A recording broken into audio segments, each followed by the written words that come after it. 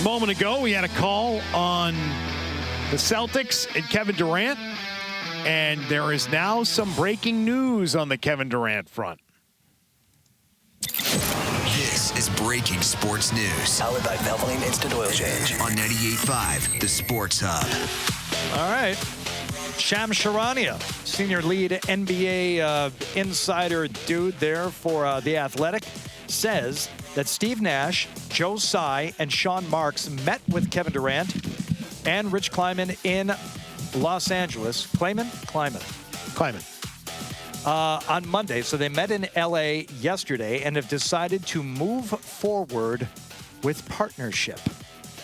That is from Shams Charania, and that is according to the Brooklyn Nets. The Nets tell him that they all got together and had a meeting and decided they're all going to get along, and Kevin Durant will continue to be a member of the Brooklyn Nets. And Steve Nash will presumably continue to coach. Joe Tsai will continue to be the Partner. He's the owner. Partnership. Is he the principal owner? How big's the ship? I mean, he's the owner. I don't like the So wording. they wanted Kevin wanted Steve Nash gone, and he wanted their GM or president gone also. Always works for good relationships moving forward. I don't like the wording of it. Now it's official from the Brooklyn Nets as well. They just released So the Nets have put out a press release? It's a statement from Sean Marks. Nets. Oh, okay. Well, Sean Marks is the other guy he wanted gone. He wanted Sean Marks gone along with Steve Nash. And the statement says, Steve Nash and I, together with Joe Tsai, Clara Wu Tsai, wife of Joe Tsai, met with Kevin Durant and Rich Kleiman in L.A. yesterday. We have agreed to move forward with our partnership. We are focusing on basketball with one collective goal in mind, build a lasting franchise to bring a championship to Brooklyn. There it is. And that is, and that right there is the death of Kevin Durant trade rumors. And that is the end of the possibility, I believe, of Kevin Durant becoming a Boston Celtic. And I don't mean right now. I mean going forward. I don't think you're ever going to hear that again.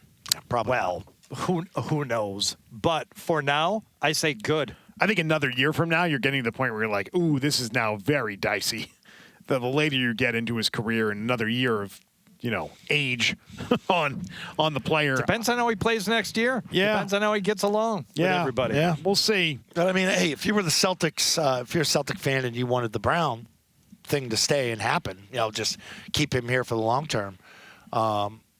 I think you were rooting for the Celtics to maybe put an end to this. And here Brooklyn has, where the Celtics have not. And that's kind of odd. Whether or not they put the picture together on a season ticket info thing, it's not the actual tickets. We talked about this the other day. Do you read anything into that? And I said no. You said no. I don't think it means anything. But here the Nets have said they're moving forward with the partnership. How nice. There they go. Yeah, we're on the hook for $1.97. He wanted the coach fired, but we're going to make it work. All right, so now back to the Celtics. Good times there, huh? Do they have any relationship damage that they have caused with Jaylen Brown? Do they have to repair anything with Jaylen Brown? Reports in recent weeks have indicated that he's fine with the organization, that he is on good terms with everybody involved. I guess he is. I mean, I'm sure you see the people that pay you and the people you work with. They're like, hey, how you doing?